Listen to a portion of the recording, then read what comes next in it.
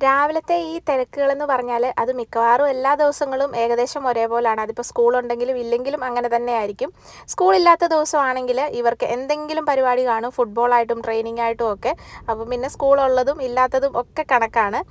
ഇവരൊക്കെ ഒന്ന് റെഡിയാകുന്ന നേരം കൊണ്ട് ഞാൻ അരിയൊക്കെ ഒന്ന് കഴുകി തിളയ്ക്കാൻ വെച്ചിട്ടുണ്ട്. അപ്പോൾ കാപ്പി കുടിക്കുന്ന നേരം കൊണ്ട് അതൊന്ന് തിളച്ച് വന്നാൽ നമുക്ക് റൈസ് കുക്കറിലോട്ട് എടുത്ത് മാറ്റി വെക്കാം. പിന്നെ വരുമ്പോഴത്തേക്കിനും ഒന്ന് ഊറ്റി നമുക്ക് ചോറായിട്ട് കഴിക്കുകയും ചെയ്യാം. കൂട്ടാനും കാര്യങ്ങളും എല്ലാം ഫ്രിഡ്ജിൽ റെഡി ആയിട്ട് ഇരിപ്പുണ്ട്.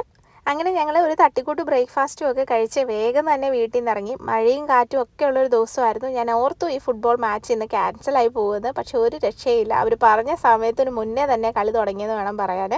രണ്ടുപേർക്ക് രണ്ട് സ്ഥലത്ത് വെച്ചായിരുന്നു കേട്ടോ ഇന്ന് മാച്ച്. അപ്പോൾ ഒരാളെ കൊണ്ടുവന്ന് വിട്ടതിന് ശേഷം വേണം അടുത്ത ആളെ വിടാൻ പോകാൻ. ഇനി നമുക്ക് കോഴിക്കും മുയലിനും പൂച്ചയ്ക്കും വേണ്ടുന്ന തീറ്റയൊക്കെ മേടിക്കേണ്ടതുകൊണ്ട് നേരെ പെറ്റ് ഷോപ്പിലോട്ട് പോന്നു. പോരുന്ന വഴിക്ക് കുഞ്ഞുകുട്ടൻ്റെ മാച്ച് കഴിഞ്ഞുകൊണ്ട് അവനെയും കൂടെ ഒപ്പം കളക്ട് ചെയ്തിട്ടുണ്ടായിരുന്നു. പൂച്ചയ്ക്ക് മേടിക്കുന്ന സാധനങ്ങൾക്ക് വേണ്ടിയിട്ടുള്ള കുഞ്ഞുകുട്ടൻ തയ്യാറാക്കിയ ലിസ്റ്റ് കണ്ടാൽ വീട്ടിലെ ഗ്രോസറി ലിസ്റ്റിനെക്കാട്ടിലും വലിയതാണ്.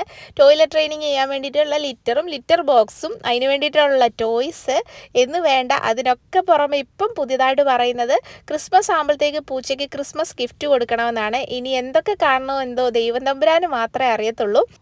അവരവിടെ അങ്ങനെ പൂച്ചയ്ക്ക് വേണ്ടുന്ന സാധനങ്ങളും ഒക്കെ മേടിച്ച് അവിടെ സമയം കളഞ്ഞ നേരം കൊണ്ട് ഞാനൊരു ക്രിസ്മസ് ഹോം ഡെക്കോറും കുറച്ച് സാധനങ്ങളും ഒക്കെ മേടിച്ചിട്ടുണ്ടായിരുന്നു. അതൊക്കെ കഴിഞ്ഞിട്ട് ഞങ്ങൾ അപ്പുനെ വിളിക്കാൻ വേണ്ടിയിട്ട് ഗ്രൗണ്ടിലെത്തി.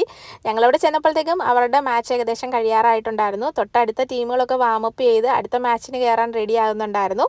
ഇനിയും ഈ വരുന്ന ആഴ്ചയിലേക്കിനുള്ള കുറച്ച് സാധനങ്ങളൊക്കെ നമുക്ക് മേടിക്കേണ്ടത് കൊണ്ട് ഒന്ന് രണ്ട് കടയിൽ കൂടെ കയറാനുണ്ടെന്നു. ആദ്യം തന്നെ നമ്മുടെ മലയാളി കടയിലാണ് പോയത്. നമ്മളുടെ നാട്ടിലെ ഒരു കടയിൽ കയറുന്ന ഒരു ഫീലാണ് കേട്ടോ ഇവിടെ വന്നാൽ. പിന്നെ നമ്മളുടെ നാട്ടിലെ തനതായ നമ്മുടെ അച്ചപ്പവും മുറുക്കും പക്കാവടയും കുഴലപ്പവും ഒക്കെ മേടിക്കണമെങ്കിലും കഴിക്കണമെങ്കിലും ഒക്കെ നമ്മുടെ മലയാളി കടയിൽ തന്നെ പോകണം.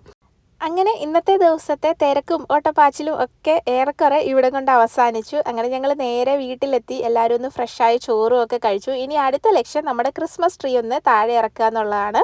അപ്പം അതൊക്കെ ഒന്ന് സെറ്റാക്കി വെക്കണം. ഇത്തവണ കുറച്ച് നമ്മളൊന്ന് ലേറ്റായി ട്രീ ഒക്കെ റെഡിയാക്കി വെക്കാൻ. എല്ലാവർക്കും സ്കൂളും തിരക്കും ഡ്യൂട്ടിയും കാര്യങ്ങളും ഒക്കെ ആയതുകൊണ്ടാണ് വൈകിപ്പോയത്. അപ്പോൾ മുമ്പോട്ടുള്ള ദിവസങ്ങളിൽ അടുത്ത വീഡിയോയും വിശേഷങ്ങളൊക്കെ കാണും വരെ എല്ലാവർക്കും ബൈ ബൈ.